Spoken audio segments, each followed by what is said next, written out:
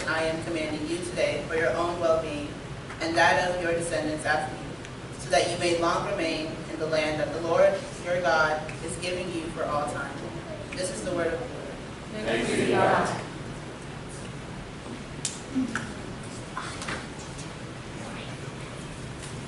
And now please join me in the reading from the Gospel of Luke. And Mary said, "My soul magnifies the Lord, and my spirit rejoices in God my Savior. For he has looked with favor on the lowliness of his servant. Surely from now on all generations will call me blessed. For the Mighty One has done great things for me, and holy is his name. His mercy is for those who fear him from generation to generation. He has shown strength with his arm. He has scattered the proud in the thoughts of their hearts. He has brought down the powerful from their thrones and lifted up the lowly. He has filled the hungry with good things and sent the rich away empty. He has helped his servant Israel in remembrance of his mercy, according to the promise he made to our ancestors, to Abraham and to his descendants forever." Holy wisdom, holy word, please be seated.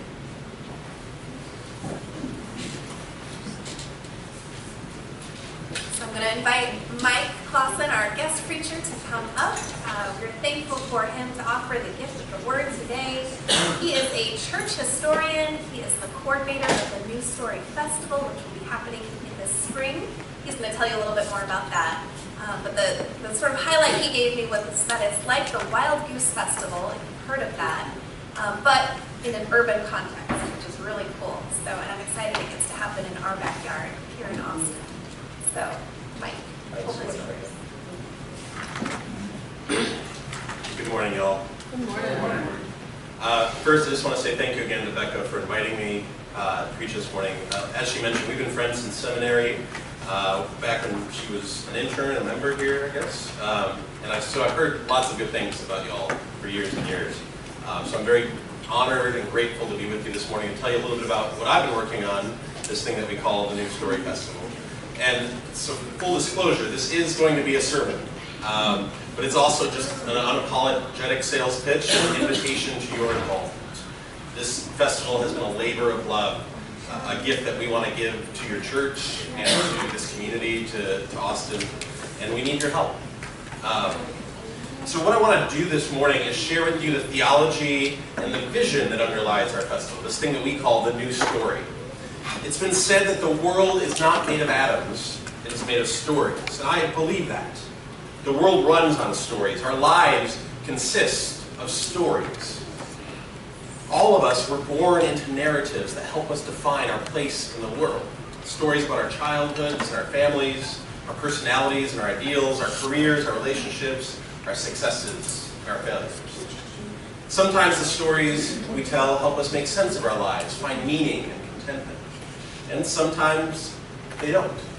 Sometimes our stories are destructive and dysfunctional. Our society works the same way. Our personal stories exist within larger cultural narratives that shape our values, identities, and goals as a society. There are cultural stories about fame, fortune, and the good life. There are religious stories about just who and what are uniquely blessed by God and who and what are not. There are political stories about freedom, democracy, American exceptionalism. And of course, there's variations on these stories based on whether you live in a red state or a blue state, in the city or the country, in Austin or not Austin. We tell these stories because we believe they'll help us achieve peace and prosperity. And yet, just like our personal stories, these big cultural narratives can help us or hurt us, lead us down paths that divide and destroy, or ones that connect and heal. This is why, as we read in the scripture this morning, God is constantly telling the Israelites to rehearse the story of what God had done for them, so they wouldn't be led astray into more destructive stories. And this is the same reason that we, as Christians, continue to gather weekly for songs, scriptures, and sermons, to remind ourselves of that same divine story that gives us our own identity as a people of God. So this morning, rather than just preaching at you, I want to tell you a story. It's a parable that my friends Brian McLaren and Gareth Higgins wrote to describe 6 of the most common destructive cultural narratives that pop up throughout human history, and then to suggest a new and better story. They call it the parable of the 7th story. It goes like this. The people lived in a beautiful valley. They had clean water, healthy food, and fresh air. They were strong in body and happy in heart, usually. From time to time, outsiders would come to kill and to steal. I know what we should do, the big men said. We should form an army to hurt the outsiders. Then they will fear us, and we will always be safe. So they formed an army and attacked the outsiders. They killed many, took some as slaves, and forced every outsider to pay them money every year. The people felt safe again. But a few years later, the outsiders formed an even bigger army and made war against the people. They killed many, took some away as slaves, and forced the people to pay them money every year. The people remembered the better days of the past and were very sad. Here's what we must do, the big men said. We must cause chaos and terror until the outsiders leave us alone. Then we will be happy. So the people agreed to cause chaos and terror for the outsiders. And after a long time, after many killings and much suffering, the outsiders stopped complaining. After years of war and chaos, the people worked hard to rebuild. They built cities and banks and stores. They built silos to store extra food. They built a wall and an army for protection. A few became very rich, but most were very poor. The big men, who were the richest of the rich, said, "This is how it must be. If you do what we say and work harder than your neighbor, then you will grow to be richer and richer like us. Then we will have more and more wealth stored away, and we can afford a bigger army and a higher wall to protect our wealth, and all will be well." But all was not well. The poor people worked harder and harder, but they got no richer. They grew angry that they had to pay for the army and the wall that protected the wealth of the big men. The big men grew afraid of the poor people's anger. They got an idea. Short people, the big men said, they are our problem. They are lazy and dishonest. They're causing trouble among us. They are no better than outsiders. If we cleansed our land of short people, we would be great again. So first a few, then nearly everyone united against all the shortest of people. They arrested them, did terrible things to them, things that are only spoken of in whispers. For a while, everyone felt better, but the poor were still poor, and the rich were still rich, and now everyone had a new fear. Maybe this will happen again and again, and one day I will be the shortest of people, and everyone will come after me. The people grew weary from the wars, the chaos, the hard work, and the fear. They cut down too many trees for weapons, buildings, and fire. The farmers didn't renew the soil, and the land stopped producing crops. The people polluted the water, so there were no fish, and they dirtied the air with so much smoke that the birds flew away and children got sick. The big men said, "We must leave this place. We will find a new valley far away from everyone else. There we will be safe forever." So the people began a long journey, looking for a better valley where they could be safe forever. But every valley they came to was already full of cities, each with armies to defend it from outsiders. So there was no place to settle down. Finally, they made an encampment in a dry plain where no one else wanted to live. They survived, but life was very difficult. "For us," the people cried. "Everyone's against us. Life isn't fair. If only we were still in our valley," they complained. There was talk, once again, of blaming the shortest people for their troubles. A poet had been watching all that happened among the people. One night, the poet made a campfire on the edge of the camp. A few of the young came to warm themselves by the fire. "What has happened to us?" they asked. And she spoke these words. "We lived by the domination story, us over them, and war led to war. We lived by the revolution story, us seeking revenge on them, and chaos led to chaos. We lived by the accumulation story, all competing with all, and greed led to greed. We lived by the purification story, the big among us cleansing the land of the small among us, and fear led to fear. We lived by the isolation story, us apart from them, and sadness led to sadness. And now we live by the victimization story, us in spite of them, and resentment leads to resentment." Is there no other story we can live by, the young asked? Are we doomed to live these 6 stories forever? There is a 7th story, said the poet. I fear we're not ready to hear it. Please tell us, the young said. We're tired of these 6 stories. They offer us no future but war, chaos, greed, fear, sorrow, and resentment. But the poet stared into the campfire and did not speak. The next night, they brought more friends to the campfire and asked the poet to speak of the 7th story. The poet stared deep into the fire, thoughtful, and remained silent. Night after night, they returned with more and more of the young. The circle around the campfire grew, but each night there was only the sound of a crackling fire. Finally, one night, the poet looked up from the fire and saw the great crowd of the young gathered around, and she began to speak. Young of the people, if courage, hope, humility, and love burn strong and steady in your hearts like this warm fire, then you may leave the 6 stories of your parents behind. Instead of domination and oppression, choose service. Instead of revolution and revenge, choose reconciliation. Instead of accumulation and greed, choose generosity. Instead of purification and fear, choose solidarity. Instead of isolation and sorrow, choose neighborliness. Instead of victimization and resentment, choose liberation. This is the story of harmony, planted like a seed in your hearts. Well, how do we let the seed grow, the young asked. The poet circled the fire, looked deep in the eyes of the young, and spoke. Seek harmony, first of all, she said. And they repeated her words. Seek harmony first of all. Harmony with the great spirit that fills all creation.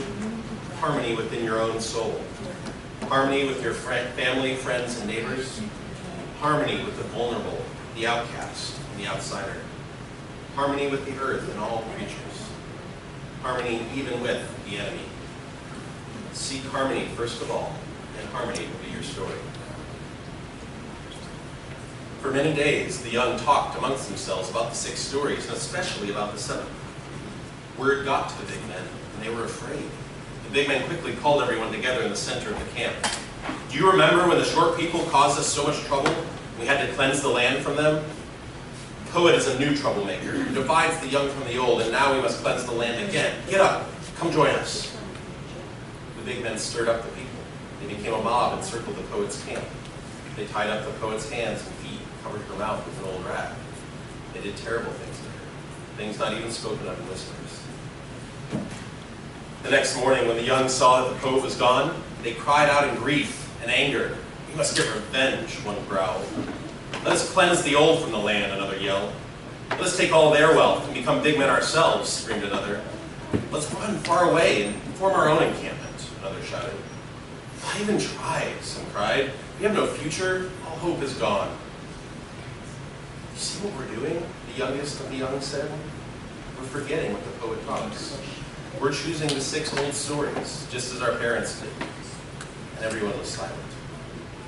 In the days, months, and years that followed, first one, then a few, then many of the young decided to put these 6 old stories behind them. They chose the 7th story. And now, they invite you to join. Now I want to outline these 6 stories a bit more thoroughly.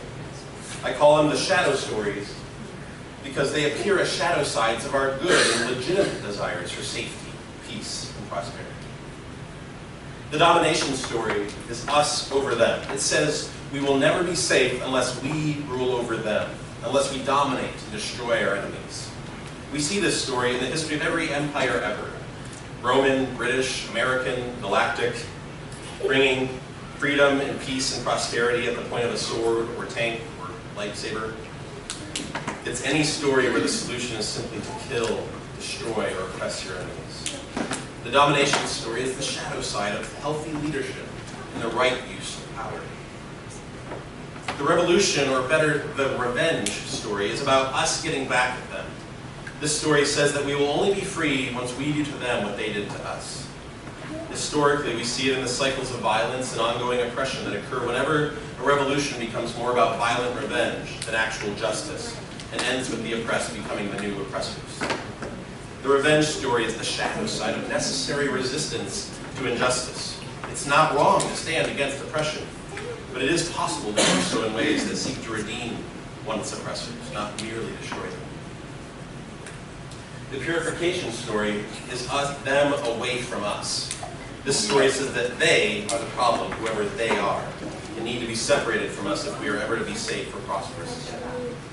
We see this in humanity's long and tragic history of racism, genocide, ethnic cleansing, witch hunts, and heterosexism, as well as our current polarized situation that treats people on the other side of any issue as irreconcilable enemies that simply need to be disempowered and disenfranchised. Purification story is the shadow side of healthy boundaries. Sometimes you do have to draw lines and say that some behaviors are simply unacceptable. The difference is whether you can still love the person apart from their behavior, or whether you've already defined them as wholly and irredeemably other. The flip side of the purification story is the isolation story, us away from them. The story says that we can only prosper if we separate ourselves from them. We see this in religious fundamentalists who separate themselves from the world to avoid corruption, but then continue to argue and splinter into a dozen different sects. Or, on the progressive side, the way our isolationist safe spaces often degenerate into purity wars, where we quickly turn on anyone not deemed woke enough. The isolation story is the shadow side of the real need we all have to retreat occasionally to a safe place with like-minded people for renewal and refreshment. The victimization story is us in spite of them. It says that we will never have the power to end our suffering and oppression, so there's no point in even trying. In fact, our suffering is so much a part of our identity that we fight tooth and nail if anyone tries to take it away from us. We see this in all those who have given up hope, who feel so defeated and downtrodden that being defeated and downtrodden and resentful of those who defeated and trod on them has become the only thing they have left to hold on to. The victimization story is the shadow side of radical honesty about one has, in fact, been harmed by others, and legitimate anger and lament over that harm. Because for every person living in the victimization story, there are plenty of others who struggled just to acknowledge that a wrong was in fact done to them, that their suffering is not all their fault. And finally, the accumulation story simply says that life sucks and then you die, so just get whatever you can for yourself, even if it means others get less. Whoever dies with the most toys wins. It's the story that says life is about climbing the career ladder, making lots of money, affording all the best things and cool experiences. But it's not just the story of rich and successful people, it's also the story that tells the rest of us to continually distract ourselves with the next sports game, brunch outing, or Netflix show, to the point where we ignore the real suffering of others around us and do nothing to help make anything better. The accumulation story is the shadow side of properly enjoying God's good gifts. There's nothing wrong with wanting to savor life and experience good things, except when it harms others or leads us to indifference or inaction.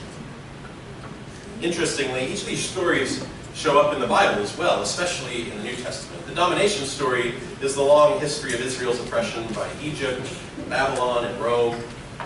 The purification story is most identified with the Pharisees in the New Testament, who believe that if we could just purify the people from the sinners among us, that then God would deliver us from our oppressors.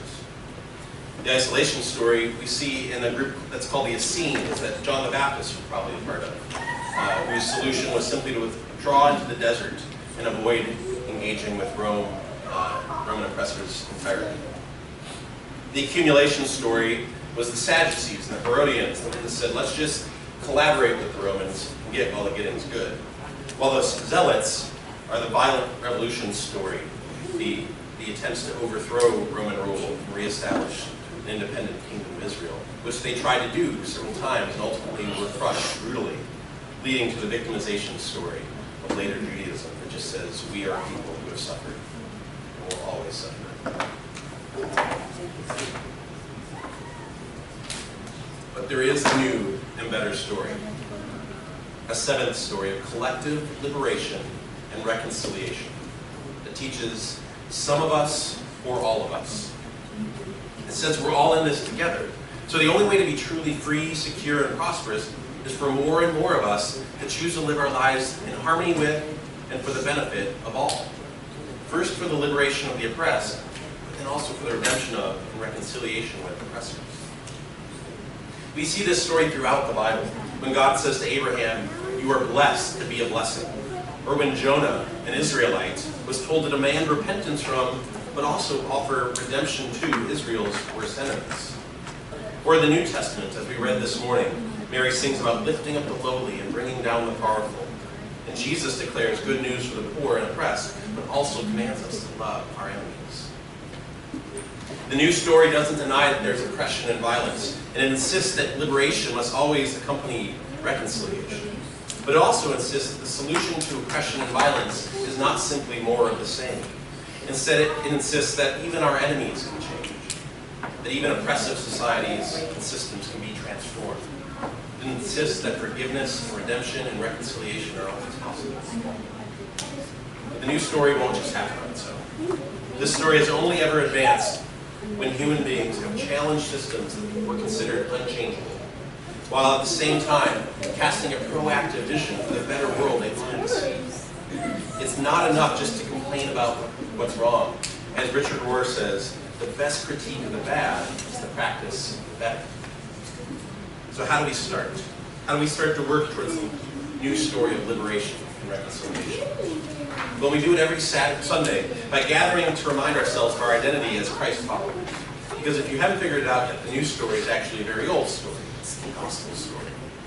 Our spiritual practices are a way to stay rooted in that story so we can live it out day to day in our lives.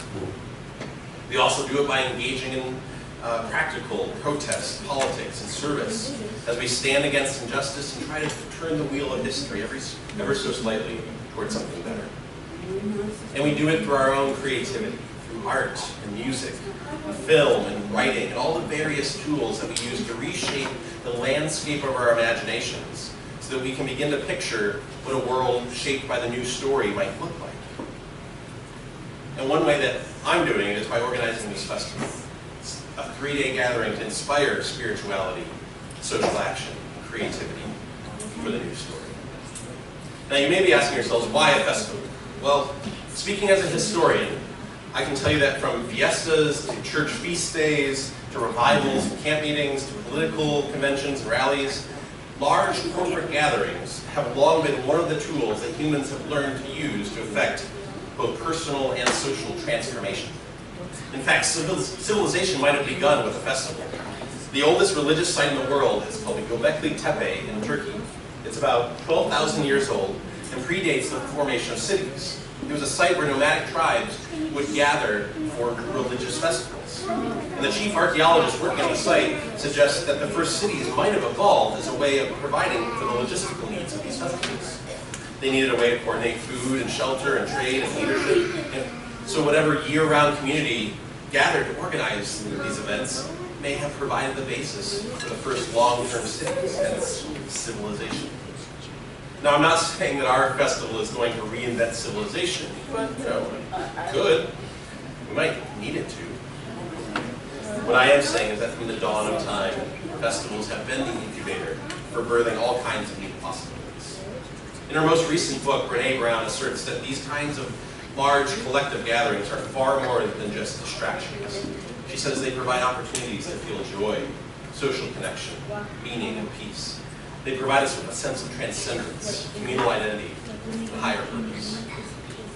I don't know about you, but I grew up going to church camp, which for me was always a time of fun and friendship, but also for inspiration, rededication to my deepest goals and spiritual ideals.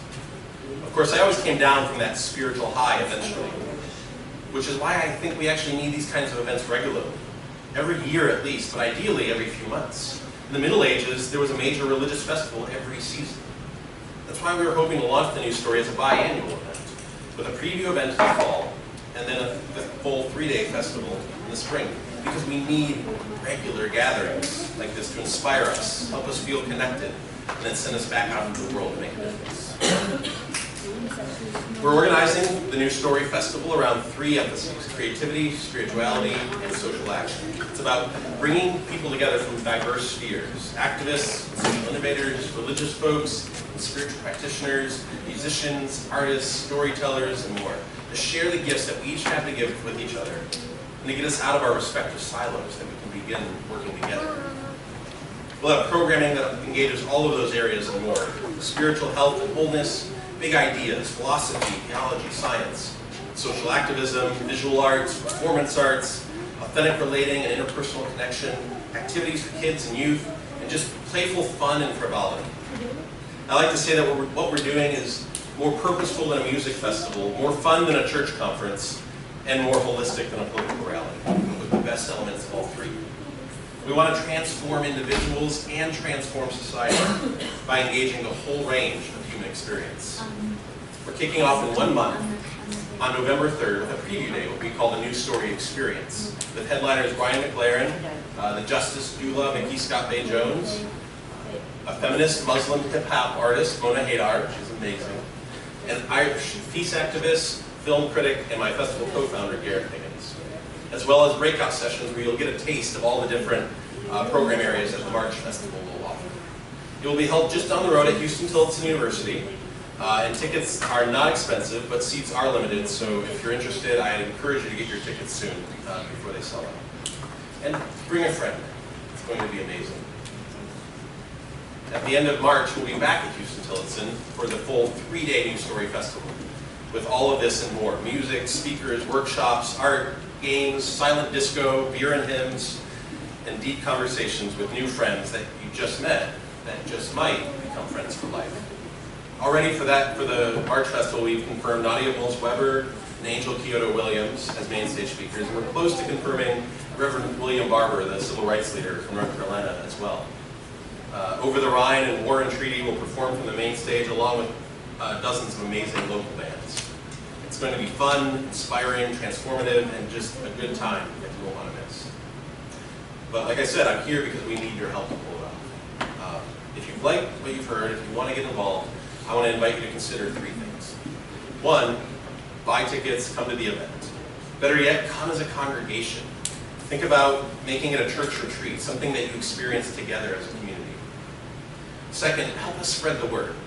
Get on our email list, join our Facebook group, follow us on Instagram, and then share our stuff with others. And finally, volunteer your time to help with our organizing efforts or at the events themselves. Actually, all of our volunteers attend for free. We don't want the price to be a barrier for anyone. So volunteering is a great way to both get to be at the festival, at the events, and then also be a part of this amazing community that we've created of people that are working to help make this happen.